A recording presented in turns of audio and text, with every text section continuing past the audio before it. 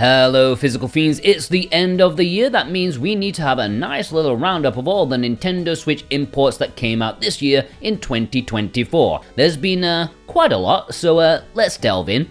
Street Cat's Tale is the first game on this list, and it's a tasty double pack of feline-filled adventure games.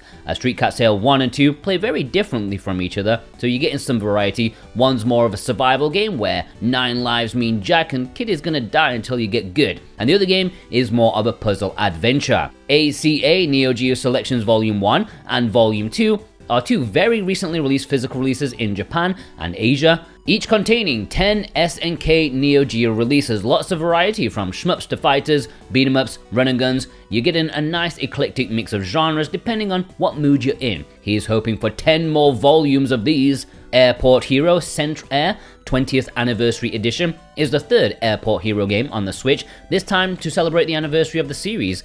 Expect more incremental additions and tweaks as you manage your airport, letting planes land and take off safely, one for aviation nerds.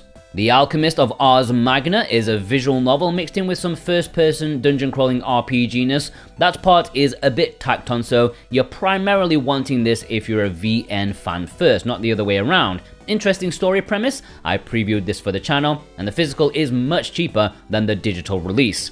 Amairo Chocolate is a visual novel about cat girls and dog girls, meaning you get to choose the most important life decision, dog or cat. I think this is supposed to be an okay VN, but nothing too special, especially since all the naughty things have been taken out for the Switch version. Yeah, Nintendo would not allow that stuff.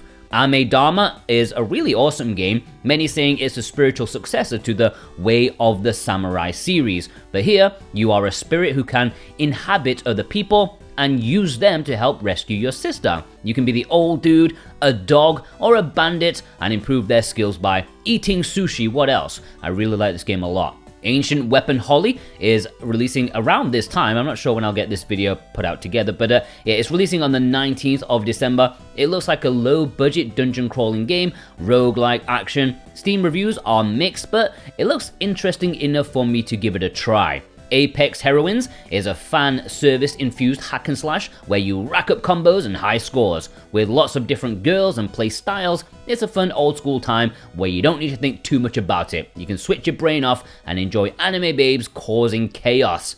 Absolov End of Gods is a first-person horror game, supposedly a pretty decent one at that, at least when it released on PC. You always have to worry about the Switch completely destroying the atmosphere of a horror game, but who knows, it's a sci-fi take on the Viking theme, and yeah, it's somewhat a bit different. And by the way, if you want to order any of these, check the links in the description and the pinned comment, because due to the sheer amount of games, I have compiled them all into a nice Excel sheet with purchase links for every single one of them. If you click the link and purchase something, it massively helps me out at the same time, and I thank you from the bottom of my heart. Plus, I can support you too a little bit. If you click one of my links, you can get 5% off with my code Jordan24. That should be good up until the end of the year. If you're watching this in 2025, well, the code will have changed, so subscribe and then watch any of my weekly Let's Get Physical videos on a Monday, and the new code, whatever it may be,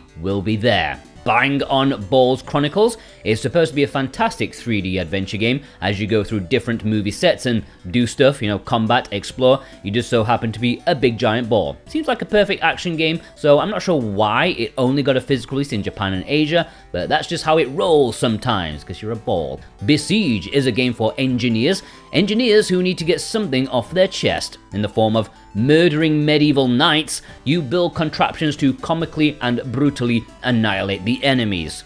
Blue Fire is a 3D action platformer that already got a Western physical release, but this Japanese version came out much later and includes a more updated cartridge and includes the level making DLC, making this a much better version, at least for preservation's sake. It's pretty cheap too, and has nicer cover art. Bow, Path of the Teal Lotus is an absolutely gorgeous 2D action game that's mixing a bit of Okami with Hollow Knight. Absolutely stunning. I would have assumed this would have got a Western physical release, but one, Humble Games pretty much shut down the moment it was released digitally, and two, the Japanese version is incredibly affordable as it is, so I wouldn't bother waiting around unless Limited Run rock up to pretend they're saviors of the industry once again. Maybe they will, maybe they won't. Botany Manor is an exploratory first-person puzzle game as you wander around a mansion solving puzzles, probably involving flowers. We all know how clever chrysanthemums are at figuring out slide puzzles. It actually looks really cool and relaxing. Brave Dungeon W Pack includes 3 mini JRPGs, games that you'd find on the 3DS eShop. It has both Brave Dungeon games as well as Dark Witch Story Combat. 3 colourful JRPGs in one sounds like my kind of physical release, and this is a better version of a previous double pack release that is kind of hard to get a hold of these days. Bunny Garden is a time and money management sim as you visit the same bar at weekends and spend your money on booze and girls. You get them drunk, get to know them, and then play Drunken Twister with them. What's not to enjoy in this visual novel? Card un Ciel. This is going for a Mega Man Battle Network vibe for those who like that sort of thing. In fact, you could accuse the developers of copying it, but then you realize, oh, this is the company that made those Mega Man Battle Network games for Capcom, so at least they've earned the right to do so, and they probably know how to do it well. Cards RPG, The Misty Battlefield, is a card-based game. It's an RPG, strategy, and card collecting, so it's a hodgepodge of ideas and supposed to be quite tough, but it's got lots of style. Probably one for more hardcore tactical gamers out there. Not me. Care Bears to the Rescue is a pretty bobbins looking platformer starring the Care Bears, which I had not realized are still a thing. I'm pretty sure it wasn't made for me, it's obviously aimed at kids, and this physical release seemingly only aimed at Japanese kids. I'm not sure why they're throwing them at Japanese kids, that's just wrong, guys. Cats on Duty, an RTS game that does a bit of tower defense as well as a little bit of puzzling, and of course cards, because they must always have cards in it for some reason. It feels like it was a game made with the goal of having every kind of genre in one, which I'll give them props for, being that ridiculous. Good try. Chicory is a game that Limited Run have taken pre-orders for, but Japan and Asia got a physical release of this not too long ago, and it's a gorgeous looking game as you colour in the world around you. So lovely. Cho Aniki Collection does not have English, but who needs English when you've got a homoerotic shmup double pack on your hands? This is the first 2 games in the legendarily memeable series. I'm not sure they're considered good, but Adia think they're gold dust because it's expensive as hell. Also, I think it is highly likely that Limited Run will do this in North America, not officially, but it's been hinted at. Clock Tower Rewind is a game Limited Run definitely did, but why wait when you can get the Asian or Japanese physical with much better artwork? This is an enhanced port of a Super Famicom classic point-and-click survival horror game. I love it. Contra Operation Galuga is the latest game in the nostalgic Contra series, and this is considered to be a mild comeback, not exactly a tidal wave of awesomeness, but maybe something fans can get behind, and be positive about. Limited Run did do this in North America, but if you missed that, then you can get this Japanese or Asian version pretty affordably.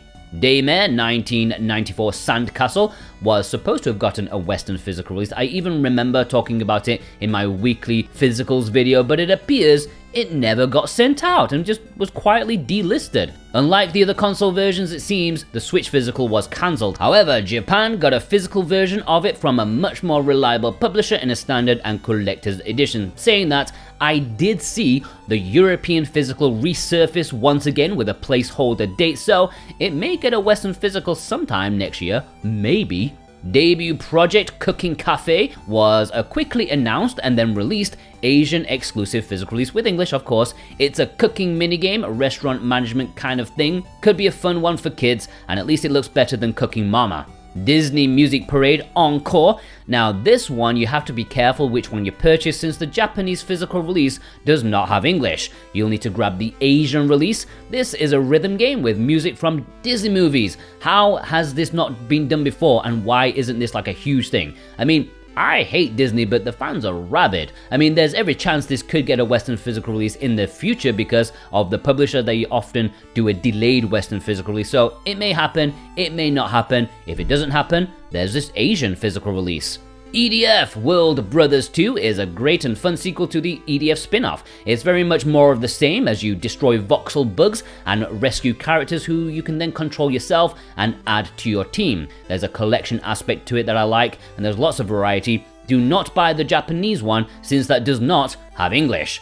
El Shaddai got a physical release thanks to limited run games in North America, but if you want a quick, easy, and accessible version, you may want to pick up the Japanese or Asian release of this action game from the early HD era. It's simple, but very nicely presented in an artsy-fartsy kind of way. Enigma Machine and Alterity Experience is a double pack of two pretty mediocre horror games, or at least maybe they're fine but very short. There's not much value in this package and will go down in the history books as an import exclusive that was forgotten about.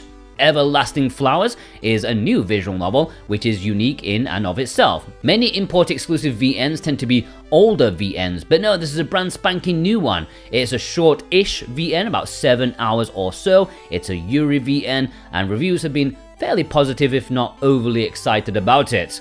Exit 8 and Platform 8 Double Pack has two short horror games in it, hence why it's really cheap. These games were made for streamers and let's players in mind, if the latter still exists, I don't know. But yeah, I have no interest in that world, but even I know about these games. They're supposed to be good, but quite short. Football Manager Touch 2024 is the second import exclusive Football Manager game. Still weird, but nice to see it get a physical release in Asia and Japan. I'm surprised there's no European physical, not even a code in a box. What's going on? I guess they just know it will be obsolete within a year and nobody will want to buy it. Gift is a super cute game. If you're a fan of games like Limbo or even Little Nightmares, I think this will be a great choice. Some platforming, some surreal elements as you try to escape a sinking ship. It's also a very cheap, cheerful import. Ginka is a visual novel, very cheap one at that. On PC is considered to be a really nice VN from Front Wing, with a mystery about it as your childhood friend disappeared 5 years ago, with people saying that she just spirited away, and you want to go back to the island and find out what really happened. Grime may not exactly be an essential import since Super Rare Games did a European version earlier this year, although it still qualifies for this video since the Japanese version will be more readily available in the future. It also has better artwork in my opinion. Guardian Tales for Nintendo Switch is an odd choice for a physical release considering the game is free to download on the eShop. I don't get it, but this physical package includes bonus items, coins, currency and stuff. You know how these free-to-play games go. Probably not worth importing since I am very worried about, in 10 years time, is it going to be worth jack? I don't know. Maybe the game won't work in, that time. Who knows? I don't know how it works. Gunvolt Records Psy Chronicle is an odd release. It's a rhythm game based on the Gunvolt series, but only has a handful of music tracks in it. But the physical release, the import, comes with a lot more compared to the digital release, which is DLC laden. Reception is very mixed for this one. I don't know if it's worth importing.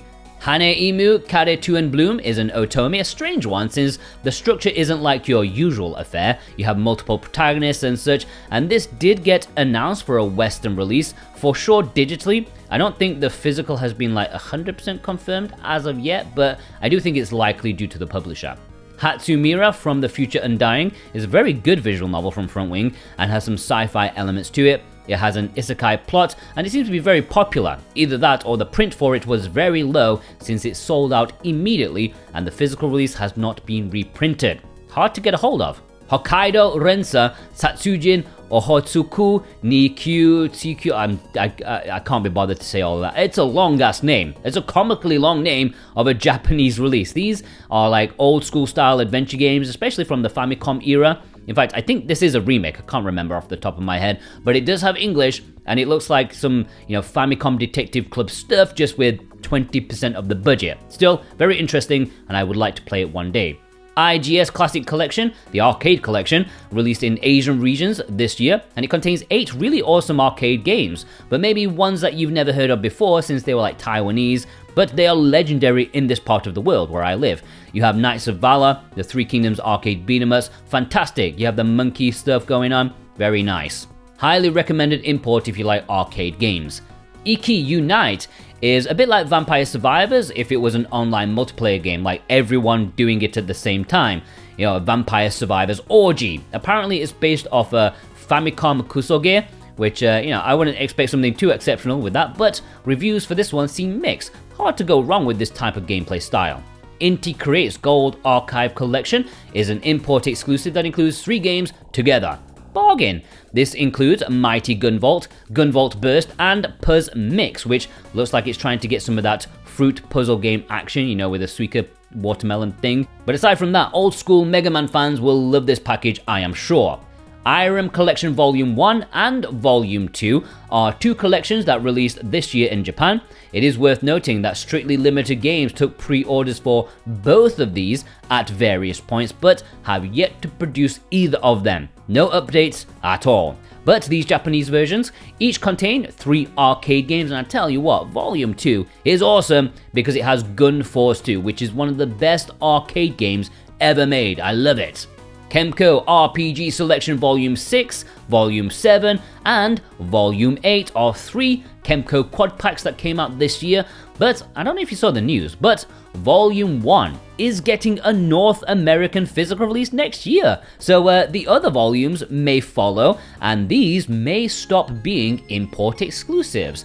I guess it depends on how Volume 1 does on retail stores in America. Knight vs. Giant, The Broken Excalibur is a very recent import exclusive. It's a top-down action game. It's quite forgettable since even though it literally just released and I've talked about it in my physicals video, I've already forgotten anything unique about it. I suppose if you like roguelikes, you'll probably enjoy this. Let's Train Golf, Get Better with Putter is a training game to improve your golfing skills, specifically putting. I mean, the title pretty much says it. You can put your Switch on the floor and use your Joy-Con to make your stance better and your swing and stuff like that. I don't know, I'm not a golfer, especially not a digital golfer. Library of Ruina is an incredibly well-received game with huge positivity about it on Steam. It's like Slay the Spire, but with more visual novel elements thrown in. Although it's hard to get a serious review for this one since if you look on Steam, all the reviews are memes about the game. Like, that's not helpful, guys, okay? Livestream 2 is a saucy fan service filled game following on from the original. This is about a serial killer stalking a bunch of young girls and you get to see them in some unfortunate positions, especially with regards to camera angles. So yeah, not great, but it's for a certain audience for sure. Don't play this one with your nan wandering around your house if she sees it. I mean, your granddad, fine, you know, give him a treat, but your nan, no way. Lollipop Chainsaw Repop. Limit Run have taken pre-orders for this in North America, but you know, this Japanese version will be more readily available in the future. Plus it has uncensored cover art, which some people may want to take into account. The game itself is fun, but the Switch version leaves something to be desired technically. Yeah, it's a bit of a frame rate mess. Lost Epic is a 2D side-scrolling RPG with a very captivating art style. The animation a little bit iffy, but it's a minor point. This is a packed release with a big skill tree, side quests and crafting in a Metroidvania style gameplay.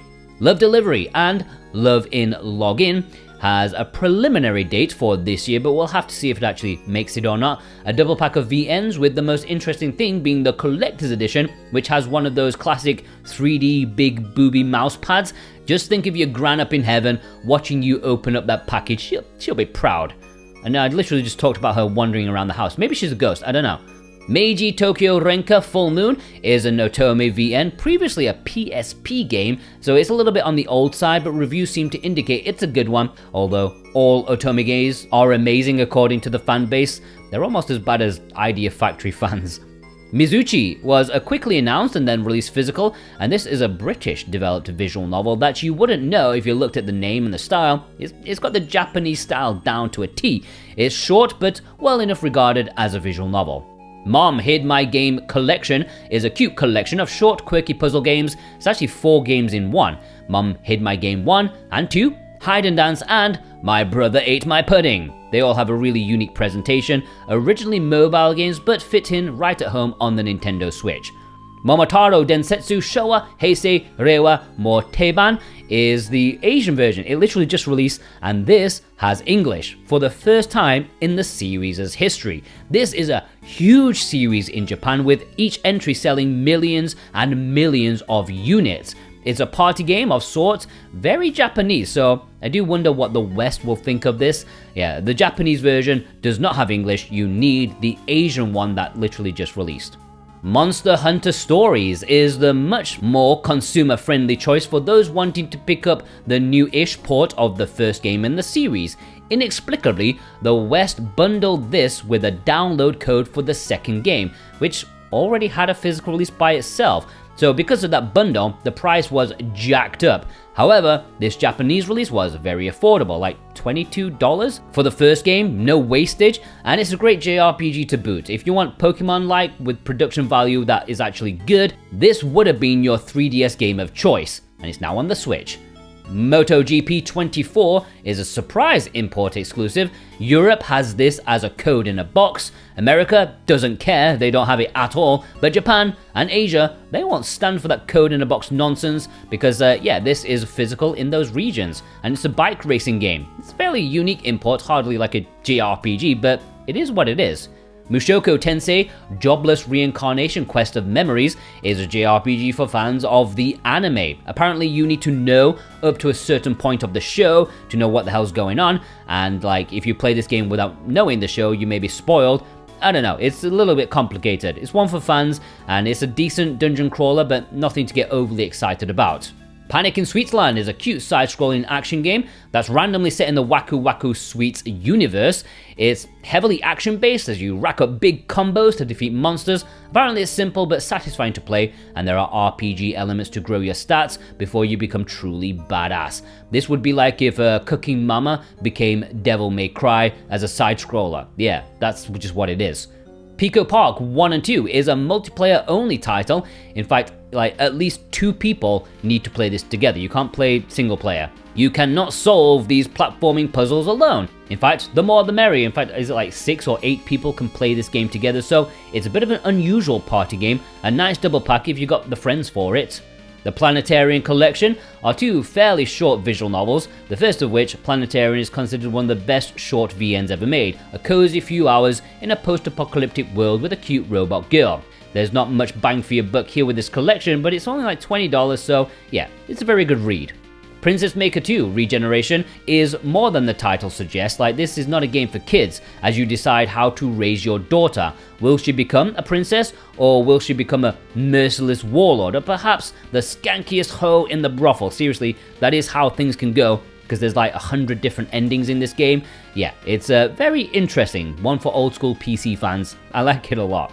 Q and Q2 Physical Edition is a recent double pack of peculiar games, a bit like Pico Park in that they're kind of like short burst puzzles to solve, and this could be compared to something like the WarioWare games. You can draw on the Switch screen to help out as well. Very interesting, very cheap, maybe worth an import.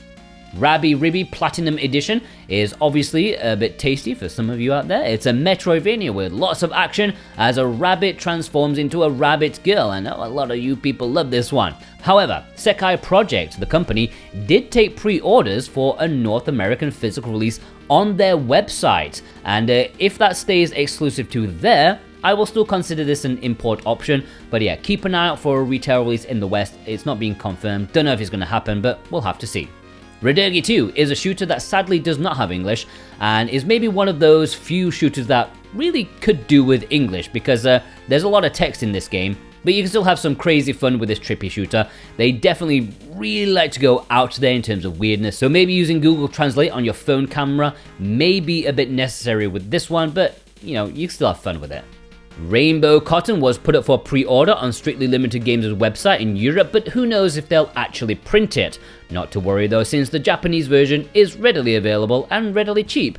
This is a remake of the Dreamcast Outing for Cotton, a very flawed rail shooter, but you know, there's fun to be had, and this remake does tweak some things to make it a little bit better. Like, not 100% better, but still, you know, it's in the right direction. Recollite is a cute little adventure game as you enter a town that's always in darkness and you want to help the locals, although they don't really see the issue with the darkness, so you're helping people who don't want to be helped. What an annoying goody two-shoes you are. Review Starlight El Dorado is an import exclusive visual novel. It's based on an anime. It's a short 8 hours or so, which is becoming more and more popular for the genre, but reviews for this one are pretty middling so far from visual novel fans. River City Saga 3 Kingdoms Next is the second game in the 3 Kingdoms story arc. We got part 1 a few years ago, well now this one is here to finish off the story. Looks to be more of the same, fun action mixed in with lifestyle and adventure stuff, like exploration, platforming, really nice. Romance of the 3 Kingdoms 8 Remake is the best one of the year for me because I'm insanely biased. But yeah, the English physical for this was only in Southeast Asia. do not get the Chinese or Japanese physicals. Anyways, it's a fantastic remake of an incredibly addictive game. It's getting ready to be my most played Switch game of all time. I just had to force myself to put it down so I can actually be productive and make videos for you guys. Rusted Moss is a well-loved action platformer where you swing around with a grappling hook, and in that regard it plays a bit like the Umihara Kawase games, but here you have a pulse rifle so you can blow shit up. Anyways, yeah, interesting, visually not my cup of tea, but I know a lot of people love the gameplay. Saga Emerald Beyond is the latest brand new game in the Saga series. You can tell this wasn't given even 10% of the budget of Final Fantasy, so they're always up against it despite the popularity of the series in Japan, and even in comparison to the recent remake of 2, the budget is way lower. This game is very much in line with the rest of the series. You have multiple protagonists, there's non-linear progression, but yeah, very budgeted. Do not get the Japanese physical since that does not have English, but the Asian version does. 7 Days is a visual novel, a mystery story, and a Naki game, meaning it's designed to make you cry. It's supposed to be very good, and one of the better visual novels you should consider importing, especially this year. Shinjuku Somei, on the other hand, is a VN that maybe you should not consider importing since it's supposed to be pretty bad, at least in the English translation department, because it's pretty poor and will make it difficult to enjoy. I mean, when the entire game is based around English words, and those words are dodgy, what else is there to go on? Where's the enjoyment? Shogun Showdown is a game that has deck building and roguelike elements because, it's a modern indie game, but at least it has some lovely pixel art, and reviews for this game are exceptional. I'm incredibly surprised that it's not getting a Western physical release, at least it hasn't been announced at the timing of this video, and there's no sign of it coming. So if you like indie games that are, viral hits, grab this one from Japan. Silver Axe the Honest Elf was a game that was announced and then released within a week, maybe to drum up some hype, excitement, and impulsive purchases. It's a cute action side-scrolling game, and this Southeast Asian exclusive has DLC included on the cart, which is nice. Some Convenience Store is a very nice visual novel that also has business management things going on. We've seen this a bunch before, especially with imports, but this is one that finds the balance very well. And it's got a little bit of a saucy side to it with some rather interesting angles to see the ladies in all their glory. Steam Prison Beyond the Steam is a sequel to another import-exclusive VN. This is an otome, and I believe it has 2 stories within. I'm not entirely sure, but I think one is directly following on from the original, while the other is more of a what-if scenario. If you've played this, let me know. Stella of the End is one of Key's most recent visual novels, a kinetic sci-fi visual novel with a robot girl. May sound very familiar. Seems that they like that premise a lot, and it's successful too, since this is one of their best. A nice 10-hour post-apocalyptic romp. Suika Special Edition is a very cheap import exclusive. In fact, it may be the cheapest import exclusive ever. And that's because the game itself is incredibly cheap on the eShop. But this viral hit is worth picking up a physical copy due to there being exclusive content on this cartridge, like skins and stuff. Who doesn't want a winking watermelon on their collection shelf? You need it, come on. Sunsoft is back. Retro game selection surprisingly did not get a Western physical. I guess Red Art Games passed up this niche one on the Switch despite them doing the PlayStation 5 physical edition. Anyways, they were probably right since these are 3 curios from Sunsoft's library, hardly Blaster Master, and barely worth the very cheap physical price from Japan. Does have English though. Sushi Shot plus 3 kinds of special set, 4 games in one, you say? 3 puzzle games based on sushi, as well as a sushi kart racing game? Why, please take my money, good sir. This is a nonsensical physical that is so nonsensical, it's incredibly difficult to say no to. This transcends shovelware and becomes essentialware. Symphonic Rain got an Asian English physical release this year. I'm still unsure about the Japanese version since the Japanese eShop still didn't update to mention English. The digital release came out way before the physical release, this physical was an anniversary sort of thing. But they did say English would be added, but I haven't seen it. Anyways, it's another visual novel, very good atmosphere for this one. It's raining, of course there's atmosphere. Taboo Trial is a game that's primarily bought for its cover art rather than its gameplay. I mean, just look at it. Bloody hell. But at least the game is pretty good, I suppose. It's an action hack and slash game, one that you can switch your brain off to, you know, play after a hard day's work. This physical release only came out in Southeast Asia, but also includes bonus costumes, which again, is probably what you're buying this for, you dirty bugger. Tetsudo, Nippon, Rosentabi, EX, Tozen, Densha, Odakyu, Hakone-hen. Wow, I actually said that pretty well. It's been a long time since we had an English-compatible train game to import, but for some reason, despite the other dozen train games between the first one and this one, this is the only one that has English since then. I don't know why. Choo choo. That time I got reincarnated as a slime. Isekai Chronicles is a cheap enough anime tie-in. It's one of those side-scrolling action RPGs. We've seen a lot of this recently. Kind of a trend for anime tie-ins with extreme budget to go for this style. It's okay from what I've played. Thunder Ray sounds like the perfect 80s action hero, and yeah, this is basically Punch-Out, just in the modern era. Is it as iconic? Of course not, but still, fun gameplay if you like this style. More like a puzzle game than an action game, I suppose. It's a Play Asia exclusive, and one of their more recent ones. They recently just started sending them out. Tokyo Chronos and Altadius Beyond Chronos Double Pack is a recent double pack of former VR games. They've been rehabilitated to be normal games. They've taken the VR stuff out, and they're two mystery VNs supposed to be very good, all things considered, and are in the same series with it, you know, same kind of world and characters, maybe. I don't know, I'm making stuff up now. Tokyo Clampool, at the time of writing this, is Play Asia's latest exclusive physical release, at least the latest one that they're going to be sending out. It's supposed to be due, anytime now. And it's a pretty big one because this was one of the very last Vita RPGs and it only released in Japan, but now we're getting it in English. Super goofy premise as you are a teenage mayor of Tokyo fighting off demons, as you do. Toho Danmaku Kagura Fantasia Lost is a weird mix of rhythm and Danmaku Bullet Hell. It apparently includes 160 songs, but no mention of how many of those are like on the cartridge or are they DLC. I haven't heard from anyone who's bought the damn thing to tell me. Toho Gensu Wanderer Foresight is the third game in the mystery dungeon style game that we've seen like before on the Switch, and it's the second one that's an import exclusive. They're all kind of the same thing, all very chaotic and very Toho-y. Of all the Toho games, it's probably the one that I'd enjoy playing the most.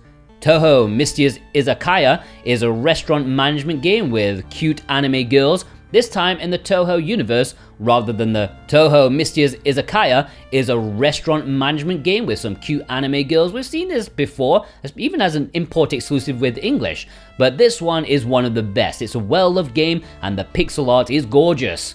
The Town of Nie is the second BL visual novel available in English on the Switch. It's supposed to be a really good one from what I've heard, with the plot being more of the focus rather than, banging dudes. It's hard for me to keep track of all these VNs and I make massive videos about them. Is there more than this? I can't remember. Trip World DX was done in North America via limited run games, but is also available physically in Asia and Japan.